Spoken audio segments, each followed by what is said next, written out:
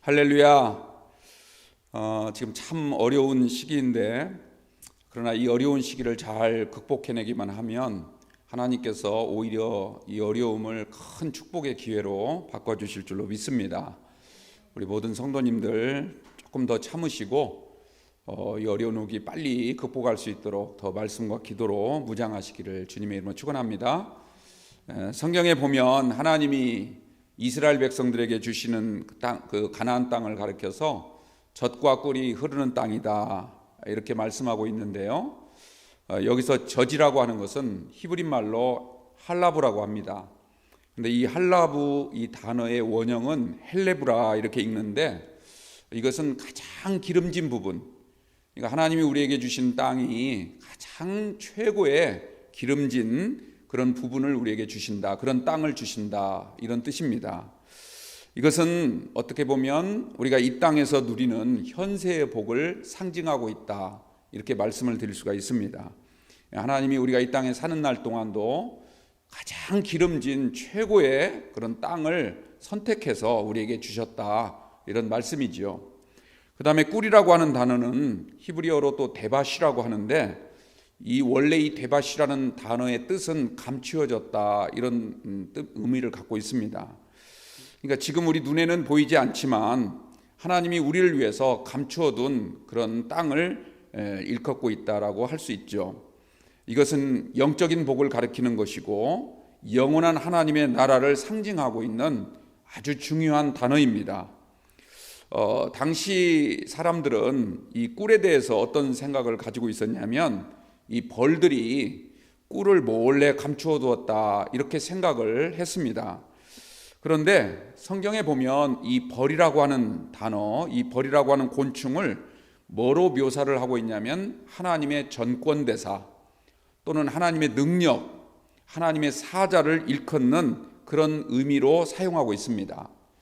특별히 출애굽기 23장 26절이나 신명기 7장 20절, 그리고 여호수아서 24장 12절에 보면 이 광야를 지나던 이스라엘 백성들에게 하나님께서 내가 저 가나안 땅에 너희보다 먼저 왕벌을 보내시겠다, 그래서 거기에 있는 모든 대적들을 다 쫓아내시고 너희들이 그냥 믿음으로 들어가기만 하면 그 땅을 차지할 수 있도록 하나님이 왕벌을 보내시겠다라는 말씀을 하고 있습니다. 그렇기 때문에 이 왕벌이라고 하는 것은 결국 하나님의 능력을 가리키는 상징이지요. 그런데 우리나라와는 달리 이스라엘 땅에는 이 벌이 꿀을 주로 어디에 감추어 두는가? 주로 반석에 감추어 준다, 이렇게 말씀하고 있습니다. 신명기 32장은 우리가 보통 하진우라고 부르는 아주 중요한 본문인데요. 모세가 마지막 죽을 날이 가까워졌을 때, 이제 광야 40년 여정을 다 마치고 나서 이스라엘 백성들을 축복하기 위해서 부른 노래, 이것을 하진우라고 부릅니다. 그 중요한 그 축복의 본문 가운데 보면 13절에 이런 내용이 나옵니다.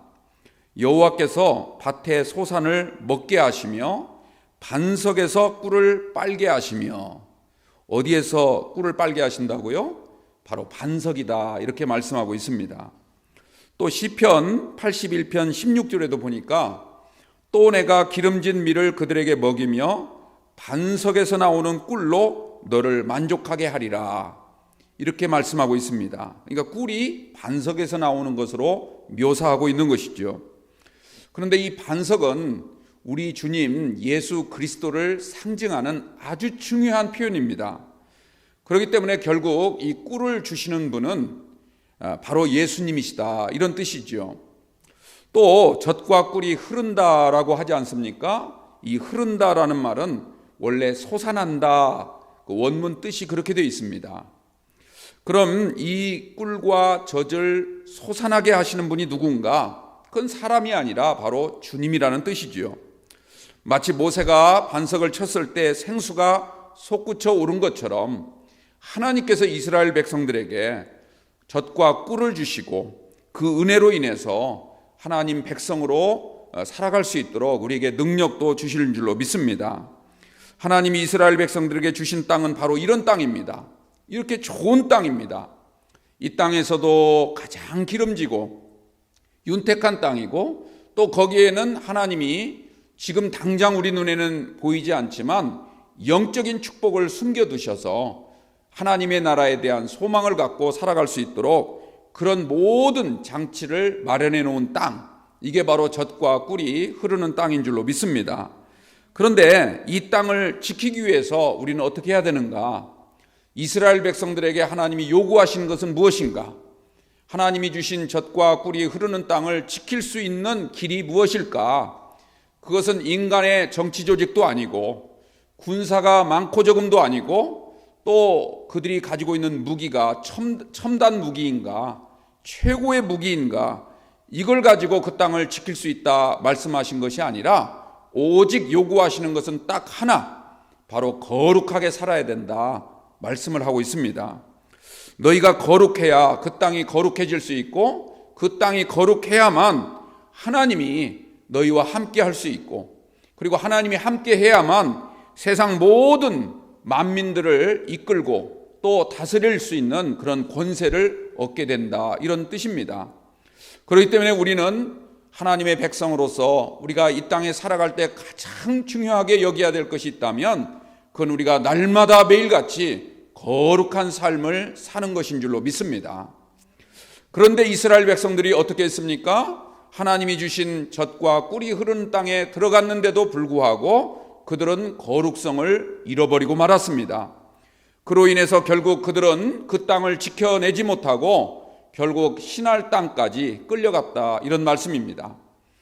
우상의 땅, 더럽고 가증한 그 땅에 가서 살 수밖에 없었던 것입니다.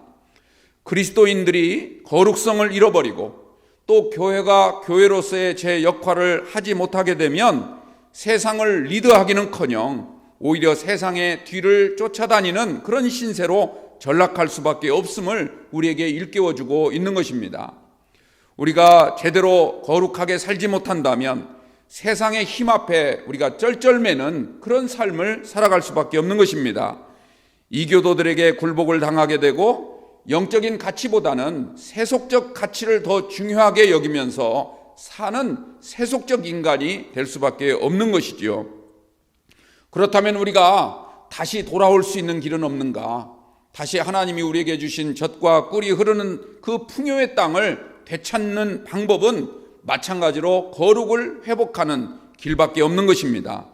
우리가 거룩성을 회복하고 그래서 우리의 삶이 날마다 거룩한 삶을 살아갈 때 하나님께서 우리의 모습을 보시고 놀랍게 회복시켜 주실 뿐만 아니라 다시 한번 젖과 꿀이 흐르는 풍요의 세계를 우리 가운데 허락해 주실 줄로 믿습니다.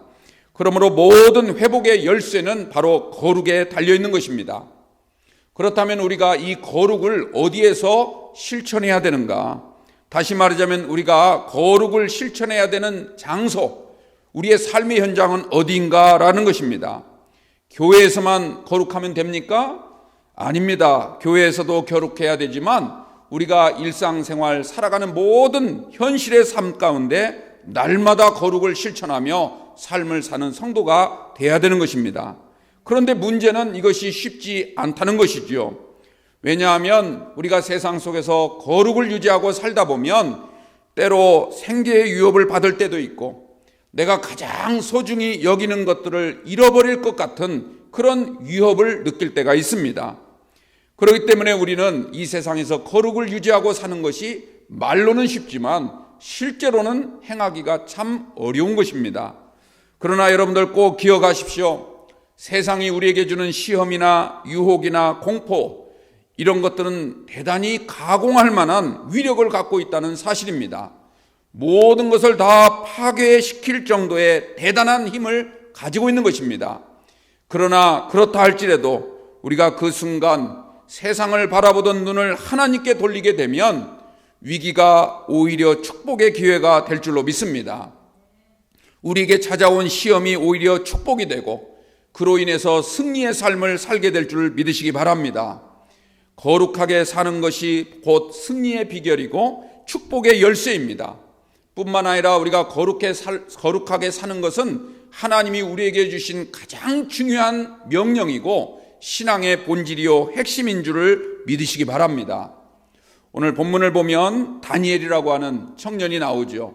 이 다니엘의 삶을 통해서 진정으로 승리와 축복의 전형의 모습을 우리에게 보여주고 있습니다.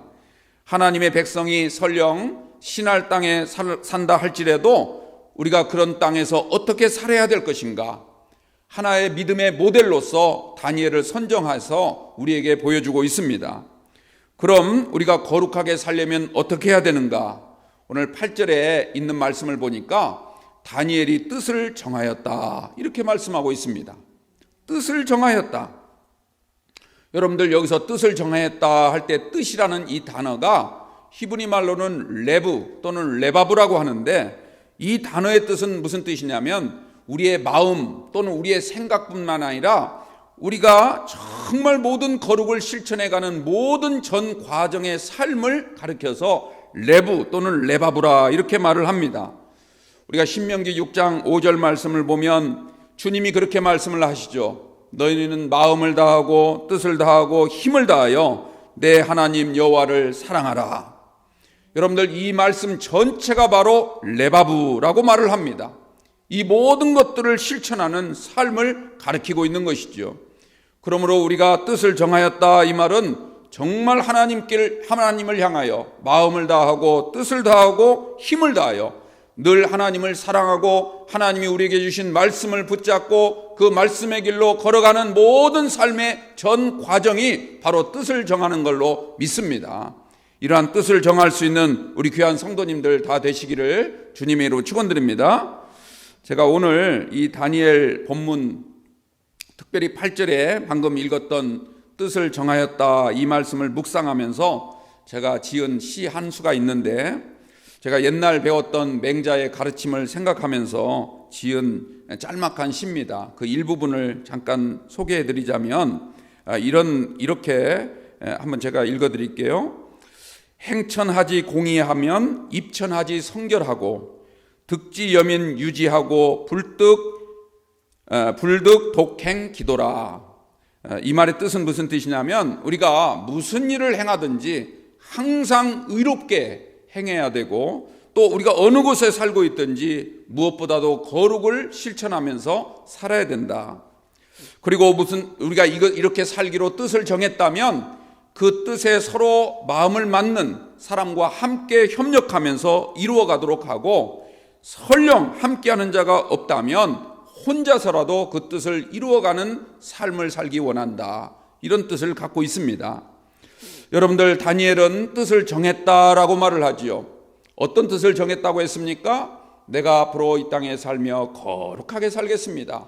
내가 지금 비록 신할 땅에 와 있지만 내 주변에는 온통 우상들이 득실거리고 하나님을 믿지 않는 반기독교적인 그런 세력 사이에 지금 둘러싸여 있지만, 그러나 나는 하나님을 바라보고 나는 거룩하게 살겠습니다. 지금 나의 현실은 무척 두렵고 떨리는 그런 그 중심에 있지만, 그럼에도 나는 하나님의 뜻을 지키기 위하여 나는 주님을 회피하거나 또는 변명하거나 도망치지 않고 살겠나이다, 이런 결심을 하였다는 뜻입니다. 이러한 결심이 우리 가운데도 있게 되기를 바랍니다. 오늘날 우리의 지금 상황을 보면 여러 가지 우리가 심지어는 주일 지키기조차 힘든 이런 상황에 직면해 있습니다. 그러나 이런 상황에서도 우리가 뜻을 정해서 하나님 앞에 거룩하게 삶을 사는 그런 결심이 오늘 이 시간 여러분들에게 함께 하시기를 바랍니다.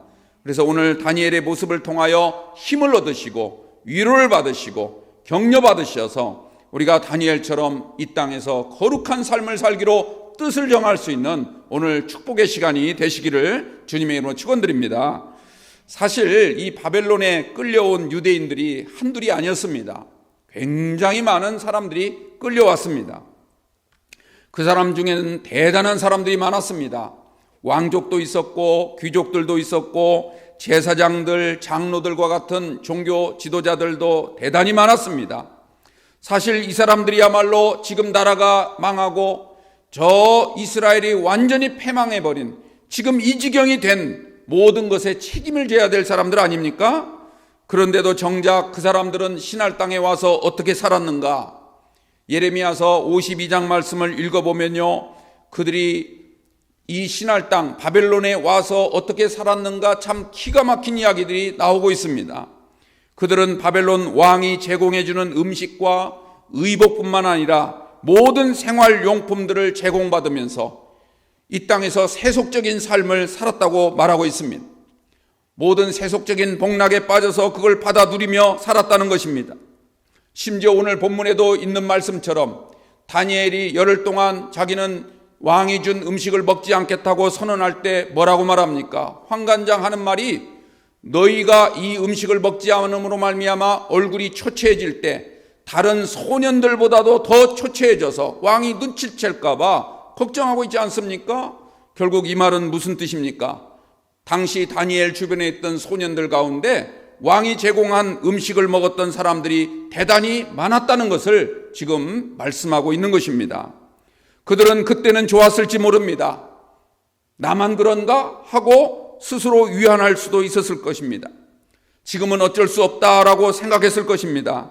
심지어 어떤 사람은 자기가 그렇게 행하고 있는 것을 지혜롭다고 생각하고 현실에 빨리 적응하는 것이 현명하다고 그렇게 말을 했을 것입니다.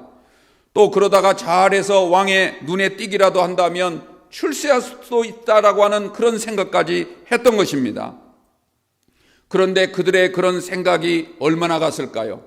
정말 그들은 행복했을까요? 왕이 주는 기름진 음식을 먹을 때 그들은 정말 행복한 마음을 가졌을까요?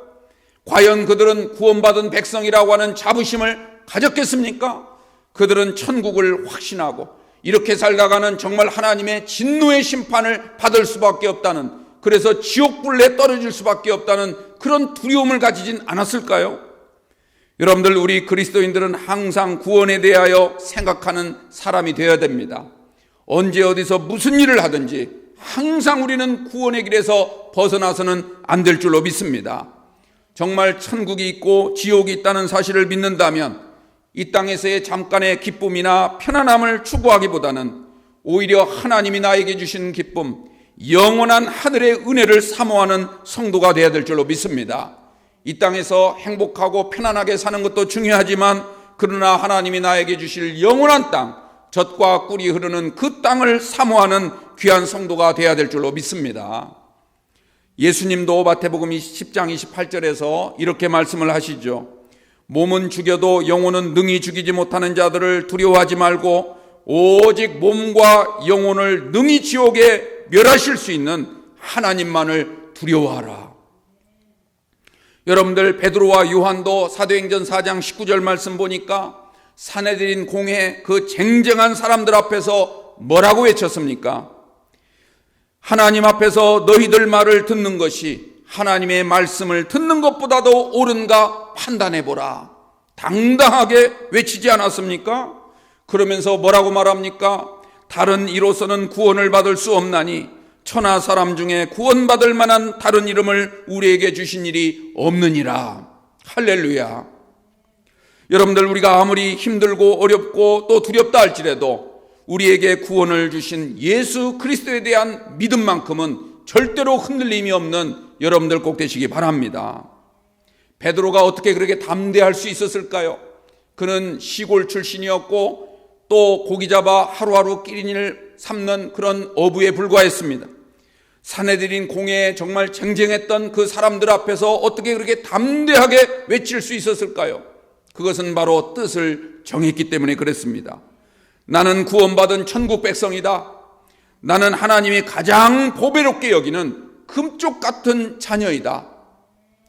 나에게는 이 세상의 삶도 중요하지만 그러나 이 땅에서의 삶보다도 하나님이 나에게 주실 영원한 나라, 천국의 삶이 더 중요하기 때문에 나는 어느 누구 앞에서도 담대하게 내가 외칠 수 있다. 이런 뜻을 정하고 그가 나섰기에 그는 어느 누구 앞에서도 꿀리지 아니하고 구원에 대해서 담대하게 외칠 수 있는 그런 심령이 된 줄로 믿습니다. 여러분들, 우리가 이 믿음을 가져야 절대로 이 땅에서 흔들림 없이 오직 주님만 바라보고 믿음으로 살아갈 수 있는, 그래서 우리가 구원의 길에서 떠나지 아니하고 이탈하지 않는 귀한 성도가 될 줄로 믿습니다. 우리가 살고 있는 이 땅, 특별히 지금 우리 앞에 펼쳐진 이 상황들을 우리가 잘 보면 참 불안할 수밖에 없죠. 참 두렵습니다. 저라고 해서 두렵지 않을 것 같습니까? 저도 이 바이러스 혹시라도 감염될까봐, 또 우리 성도님들 감염될까봐, 예배에 지장이 올까봐 하루하루 참 근심과 걱정 속에 지내고 있습니다. 그런데 이런 두려움과 불안으로 인해서 우리가 점점 갈수록 세속적 가치 속에 빠져들어가 산다면 어떻게 되겠습니까? 지금 세상은 점점 세속적인 가치가 영적인 가치보다도 더 위를 점하고 있는 것처럼 보여지고 있습니다. 마치 불신풍조가 대세인 것처럼 진리의 가면을 쓰고 점점 우리 내면 속에 깊숙이 파고들어오고 있는 이런 상황을 우리가 바라보고 있습니다. 이때 우리 믿음 있는 성도들은 어떻게 살아야 할까? 어떻게 하면 거룩을 지키며 살아갈 수 있을까? 다니엘처럼 뜻을 정하시기를 주님의 이름으로 부탁을 드립니다. 뜻을 정해야 됩니다. 오늘 본문에 나오는 다니엘과 세 친구의 모습을 보십시오. 우리가 뜻을 정할 수 있도록 우리에게 도움을 줄 줄로 믿습니다. 오늘 이 본문을 통하여 다니엘과 세 친구의 모습을 보면서 힘을 얻으시고 격려도 받으시고 다시 한번 이 땅에서 구원받은 백성으로서의 용기 있는 삶을 살아갈 수 있는 우리 영광교회 모든 성도님들 되시기를 주님의 이름으로 축원드립니다. 그렇다면 우리가 뜻을 정하려면 어떻게 해야 될까? 첫째로요, 우리가 뜻을 정하려면 세상을 바라보는 눈을 이제 하나님께로 돌려야 됩니다.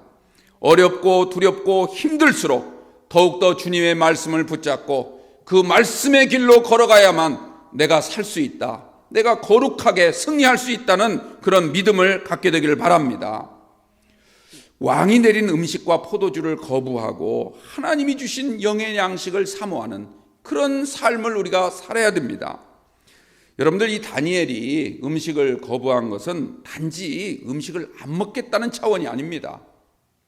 왕의 명령을 따르지 않겠다. 왜 그러냐면 이 왕이 지금 음식을 제공하는 그 술수, 그 음모가 무엇인지를 다니엘은 정확하게 알았던 것입니다. 이 음식을 거부했을 때 그는 그 결과 처형을 당할 수도 있습니다. 자기 혼자만 죽는 것이 아니라 자기를 돌보고 있는 환관장까지 목숨을 잃게 할 수도 있을 것입니다. 그래서 환관장이 오늘 10절 말씀을 보면 너희 때문에 나까지 위태롭게 된다, 이렇게 걱정하고 있지 않습니까? 그런데도 불구하고 다니엘은 굳게 결심했습니다. 뜻을 정했기 때문에 그 뜻을 굽히지 않았습니다. 왜냐하면 이것은 단지 음식 먹는 문제가 아니라는 것이죠. 이 음식 속에 담긴 바벨론 왕의 음모, 즉 하나님을 버리도록 하려는 그의 술수를 그가 보았기 때문에 그는 단호하게 음식을 거부했던 것입니다. 다니엘은 이것만큼은 내가 결코 할 수 없다, 내 목에 칼이 들어와도 내가 죽을지언정 나는 이 음식을 먹지 않겠습니다, 이렇게 외쳤던 것입니다. 여러분들, 우리 신앙인들은요, 양보할 게 있고 절대 양보해서는 안 되는 것이 있습니다. 이것을 잘 구분할 줄 알아야 되죠. 그러면 어떻게 구분할 수 있겠습니까? 우리 육신의 힘만 가지고, 육신의 눈만 가지고는 구별할 수가 없습니다. 구별을 하려면 세상을 바라보는 눈을 하나님께 돌려야 될 줄로 믿습니다. 세상에서 들려오는 소리에만 귀를 기울이지 마시고 하나님이 말씀하시는 그 소리, 하나님의 음성에 귀를 기울이게 되면 여러분들 이런 것들을 능히 구분할 줄 아는 그런 지혜를 하나님이 주실 줄로 믿습니다.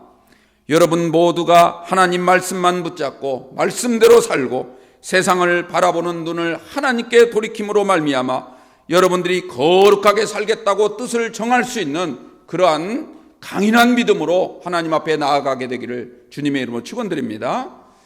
두 번째로 우리가 뜻을 정하려면 어떻게 해야 되는가? 우리에게 믿음이 있어야 되는데요, 어떤 믿음이 필요한가? 내가 뜻을 정한 순간 하나님께서 내가 뜻을 정한 그 모습을 보시고 하나님이 나를 위해서 뜻을 정하십니다. 하나님이 나를 위해서 뜻을 정하시게 되면 이제부터 그 뜻을 이루기 위해서, 하나님의 뜻을 이루기 위해서 우리 가운데서 역사하기 시작하신다는 사실을 우리가 반드시 믿어야 될 줄로 믿습니다. 여러분들, 오늘 본문 말씀을 잘 읽어보십시오. 다니엘이 환관장에게 뭐라고 말합니까? 왕이 준 음식과 포도주를 먹음으로 내가 더럽혀지지 않겠다, 이렇게 말을 하죠. 여러분들 이 말의 뜻은 무슨 뜻입니까? 내가 비록 몸은 바벨론 땅에 와 있다 할지라도 하나님을 믿는 신앙의 정절만큼은 절대로 꺾지 않겠습니다. 이런 단호한 그의 뜻 아니겠습니까? 그 말을 들은 환관장이 다니엘에게 말합니다. 만약에 네가 먹지 않는다면 얼굴에 기름기가 빠져서 초췌하게 될 건데 그렇게 되면 금방 탄로나게 될 것이고 그러면 내 목숨까지 위태로워진다. 이렇게 말을 합니다. 그런데 그 말을 들은 다니엘이 다시 말을 하지요. 열흘 동안만 시험해 보시오. 내가 음식을 먹지 않고 채식만 먹었는데도 불구하고 내 얼굴이 정말로 초췌해지는지 아니면 오히려 더 윤택해지는지 한번 시험해 보십시오 라고 말을 했습니다. 여러분들 이 말은 무슨 뜻일까요? 내가 뜻을 정하고 오직 하나님만을 위해서 또 하나님의 말씀대로만 내가 살기 위해서 뜻을 정하게 되면 하나님께서 나의 얼굴뿐만 아니라 모든 것을 책임져 주시고 나를 향하여 뜻을 정하시고 그 뜻을 정한 뜻을 이루어 가시는 하나님의 역사를 나는 믿습니다. 이거 아니겠습니까? 다니엘은 단지 젊은 사람으로서의 객기를 부린 것이 아닙니다. 그는 하나님이 뜻을 정하실 것을 믿었던 것입니다. 여러분들 이 믿음을 보신 하나님이 다니엘을 위해서 어떻게 역사를 했습니까? 오늘 15절 말씀을 보니까 열흘이 지난 다음에 그의 얼굴을 보니까 얼굴이 창백해지기는커녕 오히려 다른 소년들보다 왕의 음식과 포도주를 먹고 마셨던 소년들보다도 더 기름지고 윤택하고 아름답고 더 좋아 보였다. 이렇게 말하고 있지 않습니까? 그런데 하나님의 뜻은 여기에 머무르지 않습니다. 이거보다도 훨씬 더 놀라운 축복을 다니엘과 세 친구들에게 해주고 있는데 그 말씀은 오늘 우리가 읽진 않았지만 17절 이하에 보면 나오죠. 하나님이 다니엘에게 학문과 지혜와 그리고 꿈을 해석할 수 있는 능력과 그리고 하나님이 보여주시는 놀라운 계시를 보고 해석할 수 있는 능력까지 다니엘에게 준 줄로 믿습니다. 다니엘이 받은 이 지혜와 이 놀라운 계시의 능력을 통하여 어떻게 됐습니까? 바벨론의 최고의 학자들, 이 바벨론 나라가 정말 내놓을 만한 놀라운 그런 학자들보다도 훨씬 더 뛰어난 지혜를 갖게 되었다는 겁니다. 그리고 하나님이 주신 이 능력으로 인해서 바벨론 사람들을 통치할 수 있는, 바벨론 사람들을 다스릴 수 있는 권세까지 얻게 되었고, 뿐만 아닙니다.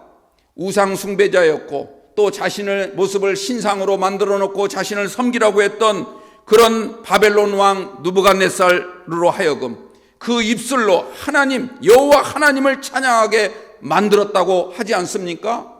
여러분들 우리의 믿음이 이곳까지 나가야 될 줄로 믿습니다.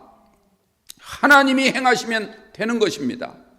여러분들 오늘 우리가 거룩하게 살기로 뜻을 정하기만 한다면 하나님께서 뜻을 정하시고 놀라운 은혜를 베풀어 주시는데 우리가 구한 것만 주시는 것이 아니라 우리가 구하지 않은 것을 더 주시는데 그것을 통하여 세상을 이기고 세상 사람들을 다스릴 수 있는 놀라운 능력까지 우리에게 주실 줄로 믿습니다. 이 은혜를 받아서 여러분들 하나님의 거룩한 백성으로 이 땅의 삶을 승리로 살아갈 수 있는 우리 귀한 성도님들이 다 되시기를 주님의 이름으로 부탁을 드립니다. 또 하나 말씀드리자면요, 우리가 신할 땅과 같이 이 어려운 이런 환경 속에서 살아갈 때 뜻을 정하려면 어떻게 해야 되는가? 이 믿음도 대단한 믿음이지만 여기서 더 한 걸음 나아가서 또 하나 가져야 될 믿음이 있는데 그것은 바로 천국과 지옥에 대한 확신입니다. 천국은 반드시 있다. 이 땅에서 우리가 고난을 당하고 이 땅에서는 위협을 받고 심지어는 생명을 잃을지는 모르나 그러나 우리가 주님 앞에서 뜻을 정하고 거룩하게 살기만 한다면 우리에게는 천국이 보장되어 있다. 그러나 이 땅에서의 잠시의 안위만을 위해서 세속적 가치에 빠져서 살게 되면 결국 하나님의 준엄한 심판이 우리 앞에 기다리고 있다는 사실 또한 우리는 기억해야 될 줄로 믿습니다. 천국과 지옥은 철저하게 하나님 손에 달려있는 것입니다. 오늘 본문의 다니엘은 꿈의 해석자로 알려져 있지요. 또한 하나님이 보여주신 계시 또는 묵시를 담지한 자로 설명하고 있습니다. 그런데요, 이 다니엘이 받은 계시, 다니엘이 받은 이 묵시는 단지 이 땅에서의 일, 현재의 일에 대한 묵시만 받은 것이 아닙니다. 성경을 쭉 읽어보면 이 다니엘이 받은 계시는요, 장차 앞으로 일어날 미래에 관한, 특히 하나님의 나라에 대한 비전을 이 다니엘이 받았던 것입니다. 지금 현재 바벨론 시대를 살아가고 있지만 아직 존재하지도 않는 헬라 제국이라든지 로마 제국이라든지, 심지어는 예수님이 이 땅에 육신의 몸을 입고 오실 그 순간의 모습까지 바벨론은 이미 환상을 통하여 계시를 받았다라고 말씀하고 있습니다. 이것은 다니엘서 8장부터 10장, 11장 이어지는 내용을 읽어보면 잘 나와 있습니다. 특별히 다니엘서 2장 34절과 45절 말씀을 보면 돌에 대한 환상 이야기가 나오죠. 산돌, 살아있는 돌이란 뜻입니다. 그리고 옛날 성경을 보면 뜨인 돌이라, 돌이 이렇게 공중에 부양하듯 떴다는 것이죠. 그런데 그 돌 하나가 떠서 작은 돌 하나였는데도 불구하고 어마어마하게 큰 우상을 가서 때리니까 산산조각이 나는 그런 계시를 받은 모습을 우리에게 말씀해 주고 있습니다. 이것은 베드로전서 2장 말씀을 보니까 이 산돌은 곧 예수 그리스도다, 이렇게 말하고 있습니다. 건축자들이 버린 돌이 모퉁이의 머릿돌이 되었다라고 말하면서 이 산돌이신 예수님만이 우리의 구원이 되시고 우리의 천국의 소망이 되심을 그는 증거하고 있는 것입니다.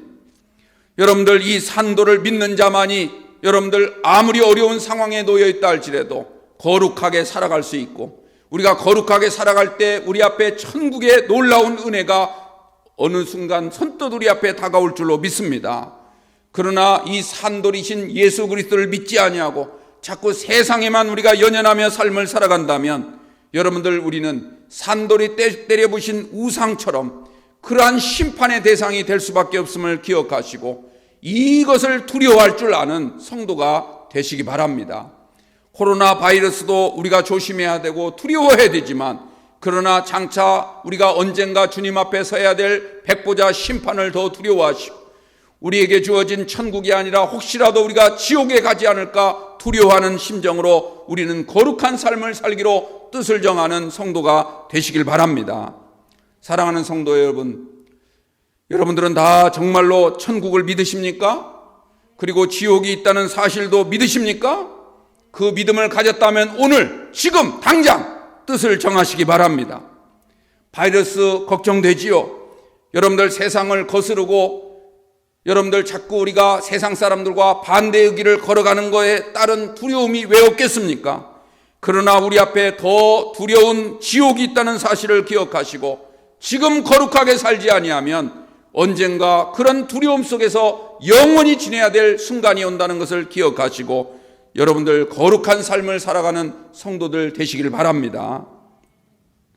그 라인홀드 리버라고 하는 유명한 사회학자가 있는데요, 이분이 쓴 책 가운데 도덕적 인간, 비도덕적 사회라는 책이 있습니다.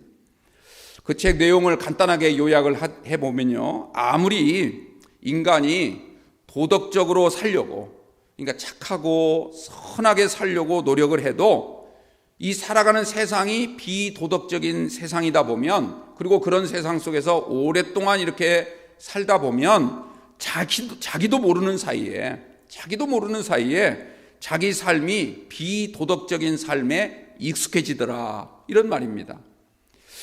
그래서 나는 정말 착하게 살고 싶고 정말 나는 거룩하게 살고 싶지만, 그러나 세상이 자꾸 이걸 용납하지 않고 같이 어울릴 수 없다는 위기의식을 느낀 나머지 점점 비도덕적인 사회에 융화되어 가고 적응되어 가더라. 이것을 지금 사회학적으로 우리에게 설명을 하고 있습니다. 다시 말하자면 인간에게는 누구나 도덕적 한계가 있다는 것이죠. 착하게 살려고 해도 자기 뜻대로 안 된다는 겁니다. 세상의 흐름, 풍조를 이길 수 없더라, 이런 말이죠. 그 유명한 여성, 또 사회학자로 알려진 그 한나 아렌트가 쓴 예루살렘의 아이만이라는 책이 있는데요, 이 책에서도 이와 비슷한 내용을 말하고 있습니다. 소위 악의 보편성이라는 단어로 설명하고 있는데요, 누구나 어떤 특별한 상황 속에 처하게 되면 내가 악을 행하고 싶지 않아도 이 사회가 그렇게 요구하고 그걸 거절했을 때는 나에게 엄청난 불이익이 온다는 것을 직감하게 되면 어느 누구라도 그 악을 저지를 수밖에 없다. 누구나 악인이 될 개연성을 갖고 있다. 그래서 악이라고 하는 것은 어떤 특별한 사람, 악을 위해서 태어났다고 싶을 정도로 그런 사람에게서만 악이 나타나는 것이 아니라 모든 사람에게 다 공통적으로 가지고 있는, 그리고 언제든지 상황이 되면 나타날 수 있는 악의 보편성에 대해서 설명을 하고 있습니다. 이 모든 것들이 다 인간의 한계를 지적하고 있습니다. 인간의 도덕성의 한계, 인간이 아무리 노력해도 안 되는 한계, 인간의 의지의 한계에 대해서 설명을 하고 있는 것입니다. 그러나 성경에서 하나님은요, 이것을 이기라고 우리에게 요구하고 있습니다. 이길 수 있다. 아니, 이겨야만 된다. 라고 하나님은 말씀하고 있습니다. 그러면 어떻게 이길 수 있을까요? 이길 수 있는 방법은 오직 하나, 믿음으로만 이기게 되는 줄로 믿습니다. 하나님의 말씀, 그리고 하나님께 기도함으로 무엇보다도 천국과 지옥에 대한 확신만 가지고 있다면 여러분들, 우리는 어떠한 상황에서도 악을 이기는 성도가 될 줄로 믿습니다. 하나님은 악이 창궐하면 창궐할수록 그 속에서 정말 하나님을 믿음으로 바라보는 성도 한 사람을 찾고 계십니다. 오늘 이 자리에 계신 여러분들이, 비록 오늘 이 자리에 나오지 못했지만 각 가정에서 예배를 드리는 우리 성도님들이 오늘 이 믿음을 갖게 되기를 주의 이름으로 축원합니다. 정말 구원받았다는 사실, 그 사실을 믿음으로 여러분들 간직하시고 천국과 지옥에 대한 확신을 가지고 우리의 행동과 삶을 결정해 나갈 수 있는 그런 다니엘과 같은 든든한 믿음의 성도가 되시기를 주님의 이름으로 축원합니다. 지금 우리가 사는 땅은 신할 땅입니다. 신할 땅이에요. 영적으로 보면 우리는 이미 신할 땅에 유배되어서 살고 있는 포로와 같은 존재인 거예요. 그러나 여러분들, 하나님은 오늘 우리에게 너희들이 비록 신할 땅, 신할 문화 속에 살아가고 있지만 절대로 그 신할 문화에 젖어들지 말고 하나님 백성이라고 하는 정체성을 가지고 하나님 백성답게 살라고 요구하고 계십니다. 그렇게 살아야만 너희들이 다시 젖과 꿀이 흐르는 땅으로 돌아갈 수 있다는 것이지요. 오늘 다니엘이 그걸 우리에게 보여주는 줄로 믿습니다. 사랑하는 성도 여러분, 오늘 이 말씀을 꼭 기억하시고 여러 가지 어려움 속에서도 우리가 이럴 때일수록 더 주님을 바라볼 수 있는 눈이 열리게 되기를 바랍니다. 또 내가 뜻을 정한 순간 하나님께서 나를 도와주시고 하나님이 나를 위해서 움직이신다는 그것을 여러분들 느끼시기를 주님의 이름으로 부탁을 드립니다. 게다가 우리에게는 영원한 나라가 있음을 기억하시고 이 땅에서 사는 것도 중요하지만 그러나 더 중요한 하나님 나라에서의 삶을 바라보시면서 그 믿음으로 여러분들 이 신할 땅 같은 이 땅을 승리로 나아갈 수 있는 우리 성도들 꼭 되시기 바랍니다. 우리가 하나님 은혜 가운데 정말 말씀을 붙잡고 주님 바라보며 살아가는 그 길만이 희망이라는 겁니다. 오늘날 이 세계가 갈수록 어려워지고 힘들어지지만 그러나 여러분들, 이때가 더 오히려 기회인 것입니다. 하나님이 지금 더 맹렬한 눈을 가지고 정말 하나님을 바라보는 사람들을 지금도 열심히 찾으시며 그가 뜻을 정한 순간 그를 위해서 하나님도 움직이시려고 준비하고 계시는 줄로 믿습니다. 그러므로 지금의 위기는 오히려 축복의 기회라고 말씀을 드릴 수가 있습니다. 이 믿음을 가지고 여러분들 하나님이 기뻐하시는 삶을 살아서 하나님 은혜 가운데 정말 하루하루를 젖과 꿀이 흐르는 그러한 풍요로운 삶을 사는 여러분들 다 되시기를 주님의 이름으로 축원드립니다. 그 길만이 희망이고 그 길만이 승리의 길인 줄로 믿습니다. 그 길만이 우리가 영원한 축복을 누릴 수 있는 하나님의 백성, 하나님이 가장 귀하게 여기시는 그런 주님의 소유된 백성으로 삶을 살게 될 줄로 믿습니다. 승리하시기를 주님의 이름으로 축원드립니다. 기도하겠습니다.